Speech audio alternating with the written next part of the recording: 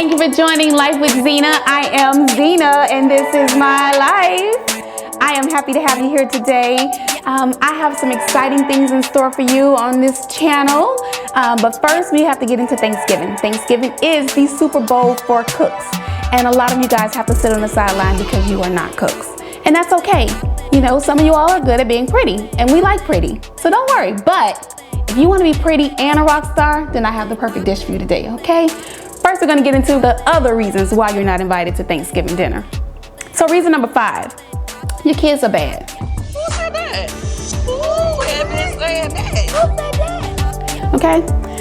Listen, I know you get happy, you get to come somewhere and just drop them off somewhere and let them run crazy. They making all this noise, they tearing up stuff, you act like you don't see it, you still making eye contact with me and stuff is on fire over there. Who told you that you get to get that kind of break? Watch your children. No, you don't get to drop them off somewhere for a few minutes. You're here. Tend to your children. Who said that? Number 4. The 4th reason why you're not invited to Thanksgiving dinner is because you're too picky. You know, it's one thing to be picky and have a special diet, but we don't have to hear about it. We don't have to hear about your keto, Zito, We don't have to hear about how you don't eat anything with an eyebrow, with a lash, with a letter in its name. We don't have to hear about that. Pray over your water and let us enjoy our honey baked ham and our ham hocks and all of our fixings that we want, because we worked hard for it and we're here for Thanksgiving. Enjoy yourself and allow others to enjoy themselves as well. Reason number 3 why you're not invited to Thanksgiving dinner is because you come entirely too early. Sis, we said 4:30. Why are you here at 4:30? You know that don't mean 4:30. Please don't come at 4:30. If you come at 4:30, I'm gonna send you to the store, period. Okay? Reason number 2 why you're not invited to Thanksgiving dinner, you take too many plates home. We see you packing it up. Why do you have real Tupperware with you? Why did you bring Tupperware? Sis, we gotta eat when y'all leave too. The same appetite we have today, we gonna have tomorrow without any food because of you, okay? Leave us some food. Take what's offered and leave the host some food. Be gracious. And the number 1 reason why you're not invited to Thanksgiving dinner is because you can't cook. But today I have a plan for you that's gonna make you a rock star. It's gonna make you a rock star, and it's gonna make you a rock star in 5 minutes. So you're gonna get rid of all 5 of those reasons and you're gonna become a rock star on Thanksgiving in 5 minutes. So let's get to it.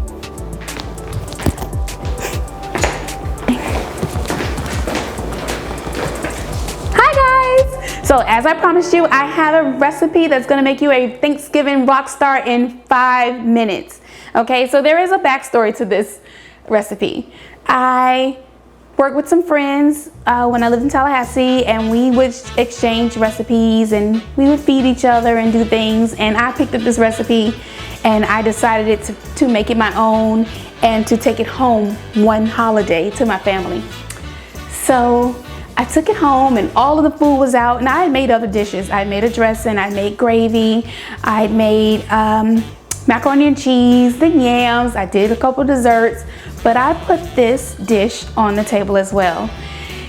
And I'm standing there next to my then husband and we're getting ready to say grace, and I hear someone say, "Who made casserole? Is that a casserole?" And I hear this whispering about this dish, and I'm instantly nervous, because while I did make other things and other great things that I'm always doing, I like to introduce new things that are hits. And when they fail, when they fall flat, which never happens, it hurts me though. So I was very excited about doing this dish, and so I tried to play it off after they started saying that, and I was like, oh, I just made it for the kids. Lo and behold, everyone tasted it. Everyone loved it. They asked for it every year. They asked for it throughout the year. People ask me for this recipe, and it is the simplest recipe in the world, and it's something that we all are familiar with growing up, and you are going to instantly fall in love with it after I show you the main ingredient, Jiffy cornbread. So let's get to it, all right? So this is my recipe for corn casserole. I know We typically don't eat a lot of casseroles, but trust me, this one's a winner. You have time to still get ready, still look pretty, show up on time, and bring an awesome dish, okay? So the first thing we want to do is we want to butter our casserole dish. Very simple, very, very, very simple, guys. It's 1 stick of butter, 1 can of corn, 1 can of cream corn, 1 8-ounce block of cheese, 1 8-ounce container of sour cream, and that's it. And 1 box of Jiffy, 1 egg. So it's the ratios are 1 to 1 to 1 to 1, okay? So you can always remember it. You don't have to keep texting me for the recipe. Califia. You can now remember the recipe, okay? So now we're just gonna put some butter on this pan, on this casserole dish, and get it ready. We don't need a lot of seasoning with this. You guys have a lot of salt in the rest of the dishes in your meal already. So we're not gonna do any salt, but we are going to put our Jiffy in. I'm gonna kind of break it up a little bit. I don't know what shelf this was on, but it's ready now, okay? So it's very simple, guys. So we're gonna do Jiffy, we're gonna do butter. We're gonna mix in our sour cream. And it's just 8 ounces of sour cream. We're gonna mix it in.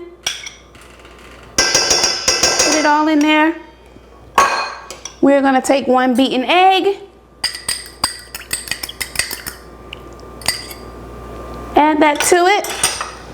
We're gonna add our creamed corn.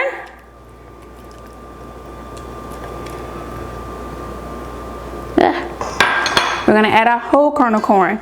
So guys, you can use fresh corn for this. You can take corn off of the cob and then cook it and then put it into the dish. That's fine too. You can use frozen corn for this, but canned corn is arguably just as good. I want to mix this before I do the cheese. I'm sorry. It's arguably just as good. You need to rinse canned corn before you use it. I like to rinse it and then I like to drain it and then I use it, okay? You can buy the organic kind, but I mean, it's corn.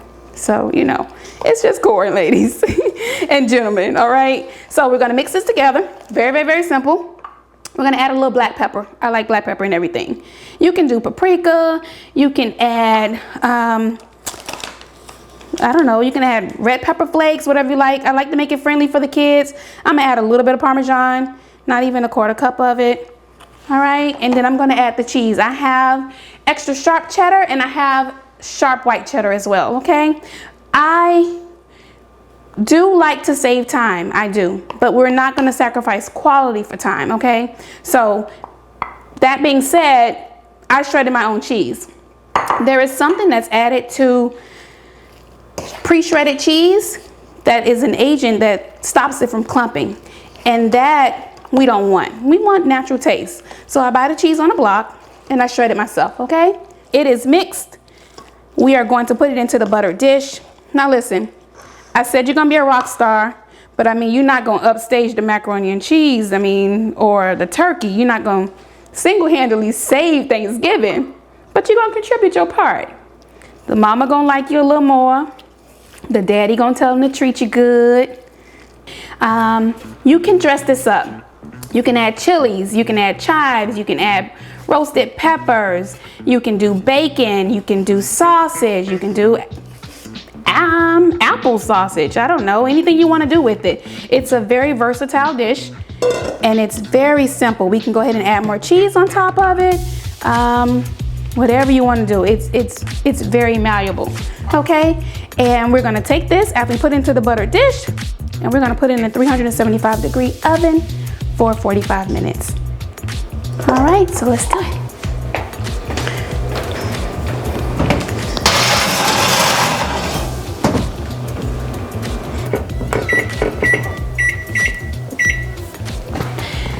So now that that's in the oven, I guess I have time to share with you guys. I actually went to school in Toronto, to Bonnie Gordon School for Confectionery Arts, and I spent about 5 months in Toronto studying confectionery arts there. I went there as more of a cook and less of a baker, so I went there to build up those skills. I met some incredible people from all over the world while I was there, from all over the world. Some of them are friends still today.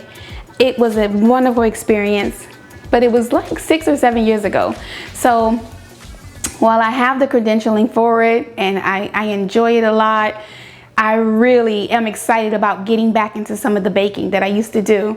I actually had a private moment with the owner of the school, and she and I were in a hallway once, and we were looking at some artwork or something on the wall, and she said, you know,